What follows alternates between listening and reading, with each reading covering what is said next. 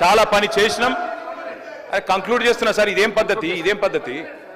నా విజ్ఞప్తి సార్, మీరే చెప్పినారు బోనస్ ప్రస్తావన నేను చేయలేదు, మీరే చేసినారు, మీ సభ్యులే చేసినారు. 2183 రూపాయల బోనస్ అని చెప్పి మేనిఫెస్టోలో పెట్టింది మీరు. 2183 బోనస్ అనేది దొడ్డు వడ్లకు సంబంధించిందని చెప్పి కేంద్ర ప్రభుత్వం యొక్క ఎంఎస్పీ లెక్క ఉన్నది. బోనస్ ఇస్తామని చెప్పింది దొడ్డు వడ్లకు, ఇవాళ మాట్లాడుతున్నది మాట తప్పి చెప్తున్నది సన్న వడ్లకని. ఇచ్చిన బోనస్ 700 కోట్లు. మళ్ళీ అదే చెప్తున్నా సార్ నేను. వాళ్ళు అడ్డమైన మాటలు మాట్లాడచ్చు, మేము మాట్లాడద్దా సార్? వాళ్ళు ఏది పడితే అది మాట్లాడచ్చు, మంత్రులు కూడా నోటికి వచ్చినట్టు మాట్లాడచ్చు, మేము వివరణ కూడా ఇవ్వద్దా? ఇదేం పద్ధతి అధ్యక్ష? బోనస్ బోగస్ అయ్యింది. 700 కోట్ల బోనస్ ఇచ్చి 7600 కోట్ల రైతు బంధు ఎగ్గొట్టిన మాట ఖచ్చితంగా వాస్తవం. ఇది రాష్ట్రంలోని రైతులకు తెలుసు. అందుకే అంటున్న అధ్యక్ష, రుణమాఫీ ఉత్తదయింది, బోనస్ బోగస్ అయింది. రైతు బంధు కాదు అధ్యక్ష, దాని పేరు మార్చి రైతు భరోసా అని పెట్టి ఏదో మారుస్తున్నారు అధ్యక్ష. మీరు రైతులను ఏ మారుస్తున్నారు తప్ప ఏది కూడా చేస్తలేరు.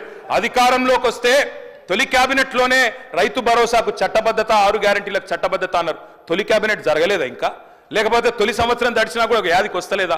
మీ రాహుల్ గాంధీ గారు చెప్పిండ్రు, ఏడబైంది మాట అని అడుగుతున్నాం అధ్యక్ష. ఇంకొక మాట అధ్యక్ష, ఈ కాంగ్రెస్ పరిపాలనలో గత సంవత్సర కాలంగా రైతు బతుకుకు భరోసా లేదు, రైతు భూమికి భరోసా లేదు. పొలంలో ఉండాల్సిన రైతులు ఇవాళ జైళ్లలో ఉండే పరిస్థితి అధ్యక్ష. ఆనాడు ఎప్పుడు ముఖ్యమంత్రి గారు గద్దరన్న న్యాయ చేస్తూ ఉంటారు. గద్దరన్న ఒక మాట చెప్పిండు అధ్యక్ష, దుక్కులు దున్నే రైతులకు బేడీలు ఎందుకు రో అని పాట పాడిండు అధ్యక్ష. ఇవాళ గద్దరన్న బతుకుంటే ఖచ్చితంగా ఆ పాట మళ్ళా గజ్జగట్టి పాడుతుంది అధ్యక్ష. చివరిగా నేను ఈ ప్రభుత్వానికి చేసే విజ్ఞప్తి ఒకటే, రైతు బంధును యథాతథంగా కంటిన్యూ చేయండి, ప్రజలకిచ్చిన మాట తప్పకండి. ఎట్టి పరిస్థితి కన్క్లూడ్ చేయండి అధ్యక్ష. వారు చెప్పిన దానికి మేము చెప్పిన దానికి తేడా ఏముంది సార్? మంత్రి గారు చెప్పారు. మంత్రి గారు అన్నారు మరి 30,000 కోట్ల రుణం ఎందుకు వచ్చింది అన్నారు. ఎందుకు వచ్చిందంటే మీ ముఖ్యమంత్రి గారు చెప్పిండ్రు. ఏం చెప్పిండ్రు? స్పష్టంగా చెప్పారు. కేసీఆర్ గారు ఏమనుకుంటుండంటే ₹1,00,000 రుణమాఫీ చేసిన కదా వాళ్ళంతా నాకే ఇస్తారు అనుకుంటుండు. కానీ ఆ ₹1,00,000 రుణమాఫీ అయిన వాళ్ళు కూడా మీరు అర్జెంటుగా బ్యాంకు కురుకుండ్రి, 2 లక్షలు తెచ్చుకోండి, నేను రాగానే డిసెంబర్ 9 నాడు సంతకం పెడతా అని చెప్పిందే రేవంత్ రెడ్డి గారు. నేను వేరే చెప్తున్నాను, వీడియో చూపెట్టమంటే చూపెడతా. ఆయన వల్లనే జరిగింది అధ్యక్ష. ఇంకొక మాట అధ్యక్ష, ఇప్పుడు ట్రైనింగ్ అన్న చక్కగా ఇవ్వాలి మీ ఎమ్మెల్యేలకు. నేను ముఖ్యమంత్రి గారిని కోరుతున్నా, మీరేమో 100% రుణమాఫీ జరిగిందని మీరు చెప్తారు, వెనకకెళ్ళి మీ ఎమ్మెల్యేలు వేసేమో నాకు 70% అయిందంటారు.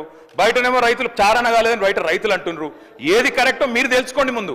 25% అయిందా, 30 అయిందా, 40 అయిందా, 70 అయిందా, 100 అయిందా? చివరిగా అధ్యక్ష నేను ఒకటే చెప్పి ముగిస్తా అధ్యక్ష.